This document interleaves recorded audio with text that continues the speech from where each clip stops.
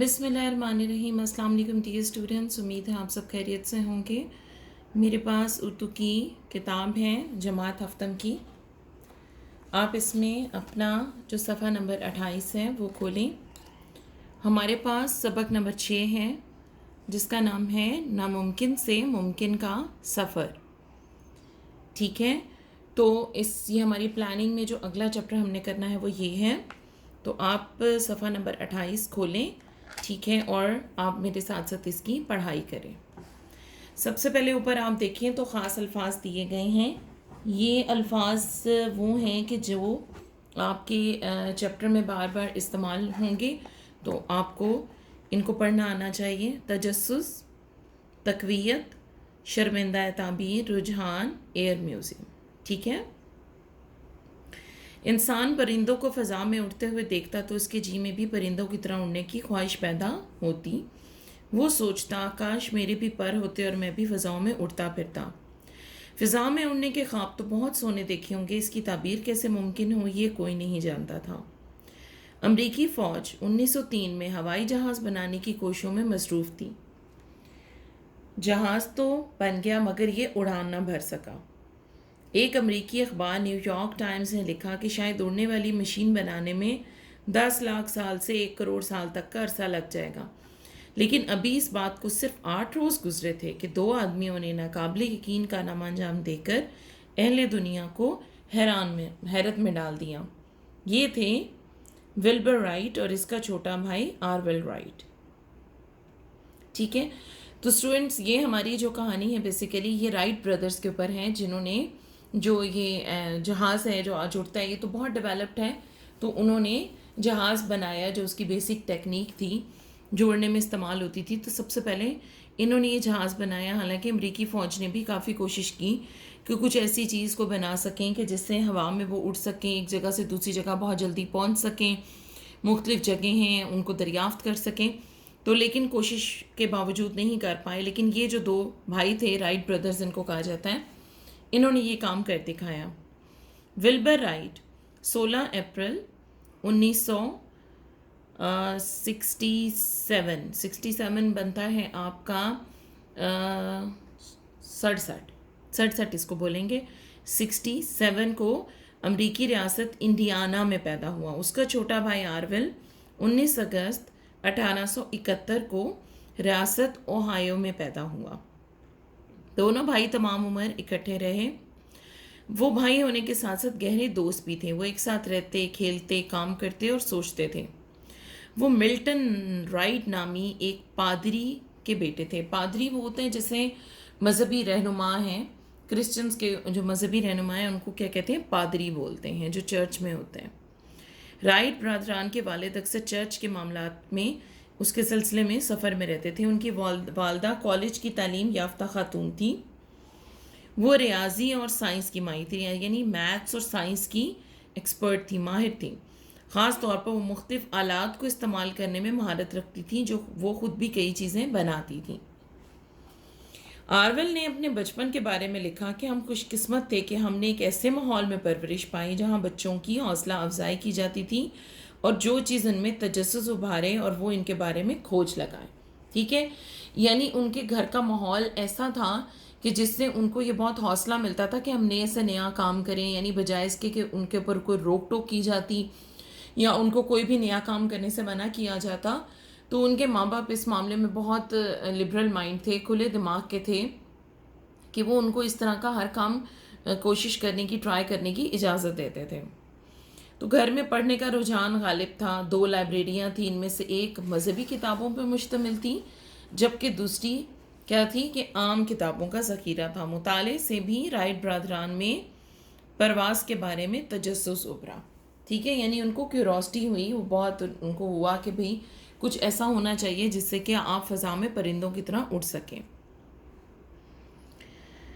1878 में Milton right अपने बेटों के लिए खिलौना हेलीकॉप्टर लेकर आया। ये कागज़, बांस और कॉर्क से बना हुआ खिलौना था।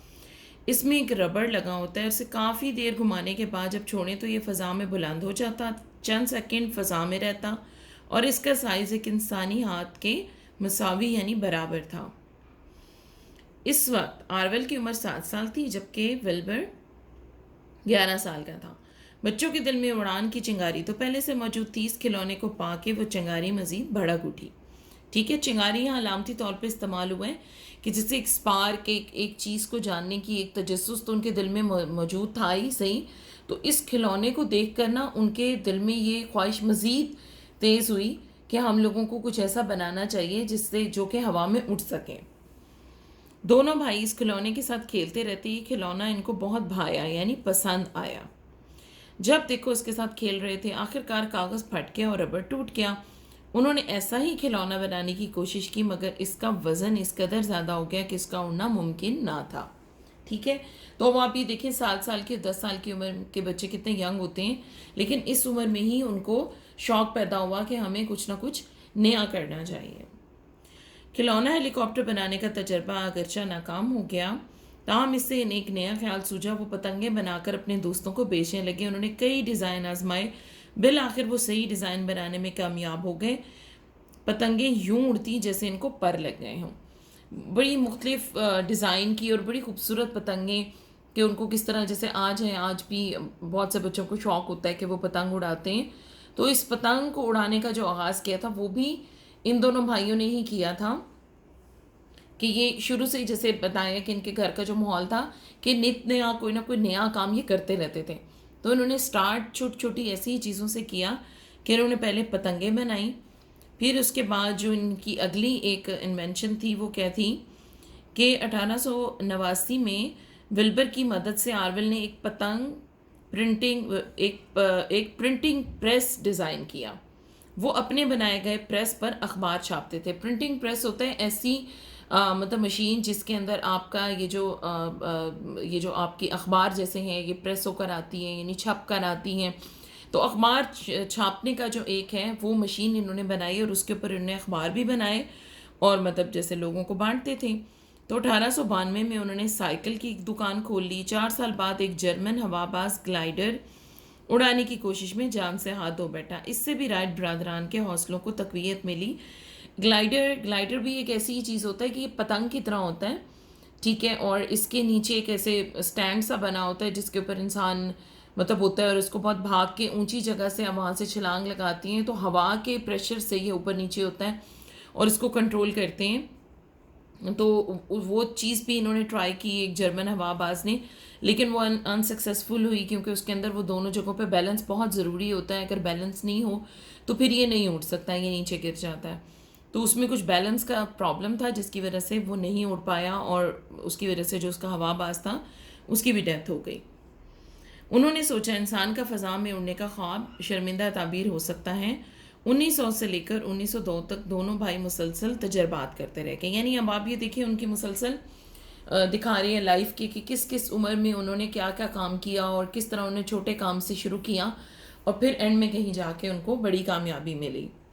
تو نیچے یہ تصویر آپ دیکھ سکتے ہیں کہ 1903 کو شمالی کیرولینا کے مقام پر کٹی ہاک پر لی گئی پہلی پرواز کا منظر۔ یہ جہاز نیشنل ایئر میوزیم واشنگٹن میں رکھا ہے۔ ایئر میوزیم بیسیکلی وہ میوزیم ہے جہاں پر جہاز وغیرہ یا اڑنے سے ریلیٹڈ جتنی بھی چیزیں ہیں وہ ساری وہاں پہ ڈسپلے کی گئی ہیں۔ بہت زبردست میوزیم ہے، بہت بہت ہیوج ہے، کیونکہ آپ سوچ سکتے ہیں جہاز کا سائز کتنا بڑا ہوتا ہے۔ تو یہاں ہر قسم کے جو گلائڈرز تھے یا جو شروع کے اندر جہاز بنائے گئے اور بعد میں بھی جتنے آئے ٹریننگ والے بھی اور وہ بھی جو بہت اب اسپیشلائزڈ ہیں، یہ سارے کے سارے اس ایئر میوزیم میں رکھے گئے ہیں۔ تو یہ جب انہوں نے کیا تھا، یہ دیکھیں یہ کتنا سمپلسٹ ہے، بلکہ کائنڈ آف گلائڈر ہی ایک دفعہ دیکھنے میں تو لگتا ہے۔ تو یہ تصویر ان کی لی گئی، تو یہ ان کی اس میوزیم میں موجود ہے۔ 1903 کا وہ تاریخی لمحہ آن پہنچا جب یہ دونوں بھائی ناممکن کو ممکن بنانے کی جستجو میں کامیاب ہو گئے۔ جستجو کہتے ہیں کوشش میں، کتنے عرصے سے جو وہ کوشش کر رہے تھے اس میں وہ کیا ہوا، کامیاب ہو گئے۔ یہ 17 دسمبر کی بات ہے کہ آرول 12 سیکنڈ سے زیادہ دیر فضا میں رہا۔ اس کے جہاز نے 37 میٹر کا فاصلہ طے کیا، 37 میٹر کا۔ اس روز دونوں بھائیوں نے مزید 3 اڑانیں بھری۔ ولبر 59 سیکنڈ فضا میں رہا، 59 یعنی 59، اور 260 میٹر کا فاصلہ طے کیا۔ شمالی کیرولینا کے مقام کٹی ہاک پر دونوں بھائیوں کے علاوہ 4 لوگ اس ناممکن کو ممکن بنتا دیکھ رہے تھے۔ ایک آدمی نے اس منظر کو کیمرے کی آنکھ میں ہمیشہ کے لیے محفوظ کر لیا، جو تصویر ہم نے یہاں پہ دیکھی ہے، ٹھیک ہے، یہ والی۔ اگرچہ فضا میں اڑنے کا کامیاب تجربہ ہو چکا تھا، تاہم زیادہ تر لوگ ان کے اس کارنامے سے ناواقف تھے۔ وہ اس بات پر یقین کرنے کو تیار ہی نہ تھے کہ انسان فضا میں اڑ سکتا ہے، کیونکہ جیسے آج کل کے دور میں آپ کو پتہ ہے میڈیا ہے، موبائل ہیں، بہت جلدی ایک سے دوسری جگہ چیز پہنچ جاتی ہے، تو اس وقت لوگوں کو اس چیز کا آئیڈیا نہیں تھا، نہ انہیں وہ تصویر دیکھی، نہ ان کو اڑاتے ہوئے دیکھا، تو وہ اس چیز کے اوپر یقین ہی نہیں کرتے تھے۔ 1908 میں ولبر فرانس گیا اور اس نے 90 میٹر کی بلندی پر اڑنے کا عملی مظاہرہ کیا۔ ایک فرانسیسی کمپنی ولبر کی اڑنے والی مشین بنانے پر تیار ہو گئی، تیار ہو گئی۔ جن دنوں ولبر فرانس میں تھا، آرول نے امریکہ میں کامیاب پروازیں کی۔ ان میں سے ایک پرواز 1 گھنٹے تک جاری رہی۔ امریکہ کا جنگی محکمہ رائٹ برادران کا جہاز خریدنے پر تیار ہو گیا۔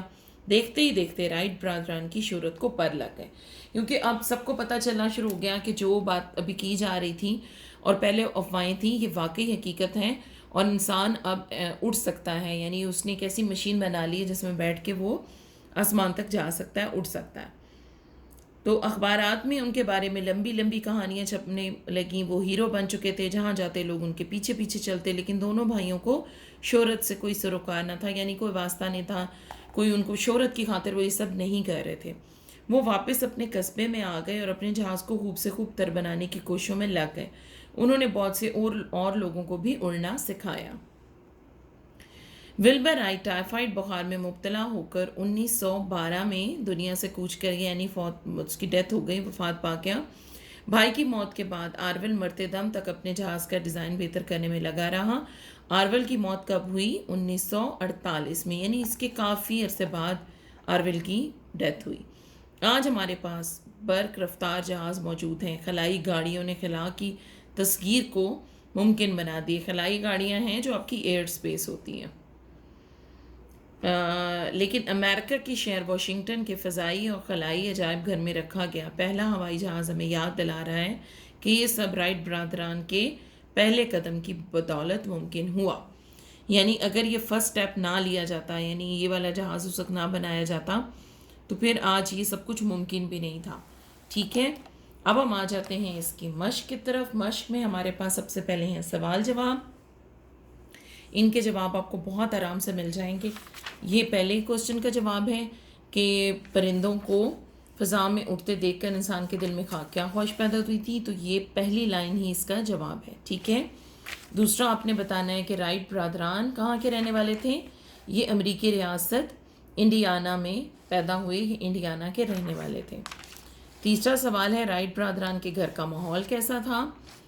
ان کے گھر کا ماحول پڑھنے کا رجحان غالب تھا۔ پھر آئے گا بچپن کے ماحول میں رائٹ برادران پر کیسا اثر ڈالا، اس کا جواب آپ یہاں سے لے کے ایسے ماحول میں پرورش پائی جہاں بچوں کی حوصلہ افزائی کی جاتی تھی، جو چیز ان میں تجسس ابھارے وہ اس کے بارے میں کھوج لگائیں، ٹھیک ہے۔ یہ آپ کے 4 کوسچن کا آنسر ہے، ٹھیک ہے۔ اس کو خود اپنے طریقے سے لکھیں گے، ٹھیک ہے، بامحاورہ۔ پھر اس کے بعد ہمارے پاس ہے 5واں سوال، رائٹ برادران کے اس کارنامے سے آپ نے کیا سبق سیکھا؟ اس سے ہم نے یہ سبق سیکھا کہ ہمیں ہمت نہیں ہارنی چاہیے، مسلسل کوشش کرتے رہنا چاہیے، اس سے ہم اپنی منزل پا سکتے ہیں، ٹھیک ہے۔ رائٹ برادران کی والدہ کیسی خاتون تھی؟ وہ ایک تعلیم یافتہ خاتون تھی، اور کیا ریاضی اور سائنس کی ماہر تھی، ٹھیک ہے۔ اس کا جواب آپ کو یہاں مل جائے گا۔ اور پھر ہے رائٹ برادران کا بنایا گیا کھلونا ہیلی کاپٹر کیوں نہ اڑ سکا؟ کیونکہ وہ بہت بھاری تھا، اس کا وزن زیادہ ہو گیا تھا، اس لیے وہ نہیں اڑ پایا، ٹھیک ہے۔ یہ ہمارے سوالوں کے جواب ہو گئے۔ اب آپ آتے ہیں MCQs کی طرف۔ سبق کے مطابق درست پر ٹک کا نشان لگائیں۔ یہ آپ خود سے کریں گے ریڈنگ کر کے، ٹھیک ہے، یہ آپ کا اپنا ٹاسک ہے۔ ساتھ ہی آپ نے یہاں پہ جملے ہیں، یہ تمام الفاظ آپ کے چیپٹر میں استعمال کیے گئے ہیں، آپ جملے یہاں سے بھی لے سکتے ہیں، اور آپ اپنے طور پہ بھی آپ کو ان کے معنی پتہ ہیں تو آپ اپنے طور پہ بھی ان کے جملے بنا سکتے ہیں، اور یہ آپ نے نوٹ بک میں لکھنے ہیں، اپنے نوٹس خود سے بنانے ہیں۔ واحد کی جمع اور جمع کی واحد، تو یہ تجربات کا تجربہ، لمحہ لمحات، اخبار اخبارات، خیال خیالات، قصبہ قصبات۔ اعراب آپ لگائیں گے۔ اعراب میں آپ کو تھوڑا سا کلوز کر کے دکھا دوں، ٹھیک ہے۔ اس میں آپ کو کس طرح سے لفظ کو ادا کرنا ہے. تجربہ، عملی، مظاہرہ، فضا، جستجو.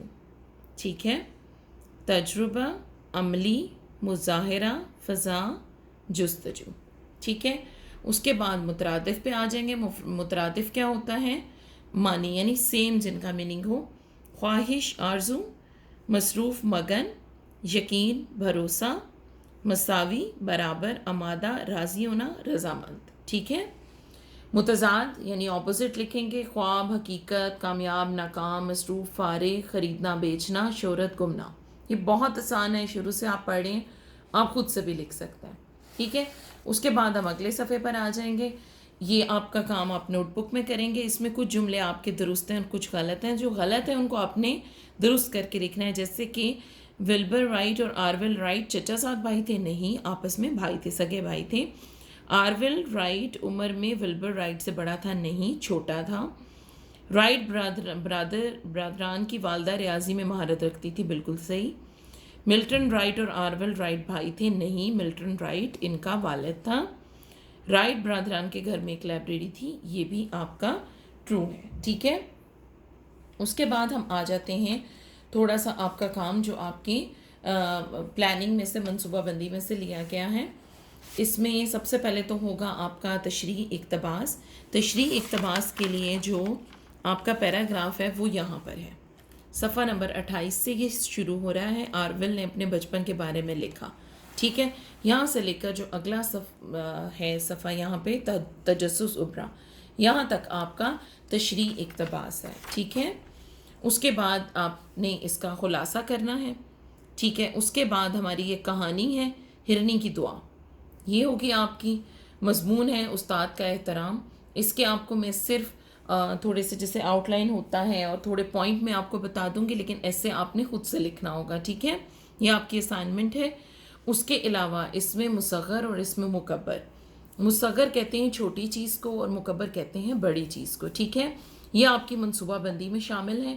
جو پلاننگ آپ کی ہے اس میں یہ پیج دیا گیا ہے، وہ انشاءاللہ پیج آپ کو پرووائڈ کر دیا جائے گا آپ کے نوٹس کی فارم میں. ٹھیک ہے. یہ تمام چیزیں جو ہیں ان کے آپ کو نوٹس دیے جائیں گے. ٹھیک ہے.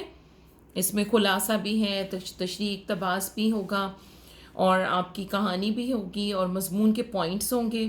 ساتھ میں اس میں مصغر اور اس میں مکبر ہیں اور منصوبہ بندی سے ہی روزمرہ کی غلطیاں ہیں. ٹھیک ہے. روزمرہ کی غلطیوں میں وہ جملے شامل ہیں جو ہم عام طور پہ بولتے ہیں لیکن وہ لائک املا کے معنوں میں یا ویسے لکھنے میں وہ ٹھیک نہیں ہوتے. ٹھیک ہے. تو ایسے کافی سارے فقرے ہیں جو آپ کو نوٹس کی صورت میں دے دیے جائیں گے. ٹھیک ہے. تو یہ تھا آپ کا آج کا کام. امید ہے آپ نے یہ جو سبق ہے اس سے کافی کچھ سیکھا ہوگا. تو آپ نے اس کی پڑھائی خود بھی بہت اچھے سے کرنی ہے تاکہ آپ جو اس کے باقی کوسچنز ہیں وہ اچھے سے کر سکیں. ٹھیک ہے. نوٹس آپ کو ایڈمن آفس سے مل جائیں گے. کائنڈلی وہ ضرور آپ نے پک کرنے عید سے پہلے، تاکہ جو آپ کی آگے عید کی چھٹیاں آ رہی ہیں آپ ان کو ضائع نہ کریں اور ان میں جو آپ کا کام ہے آپ اسے اچھے سے یاد کر لیں تاکہ بعد میں جو آپ کی اسسمنٹ ہوگی، جو آپ کا تحریری جائزہ ہے وہ آپ اچھے سے اٹیمپٹ کر سکیں. ٹھیک ہے. تو انشاءاللہ نیکسٹ ٹائم ہم لوگ ایک نئے چیپٹر کو دیکھیں گے، اس کو پڑھیں گے. تب تک اپنا بہت خیال رکھیے گا اور اپنا وقت بالکل ضائع نہ کیجیے گا اور پڑھائی پہ توجہ دیجیے گا. اللہ حافظ.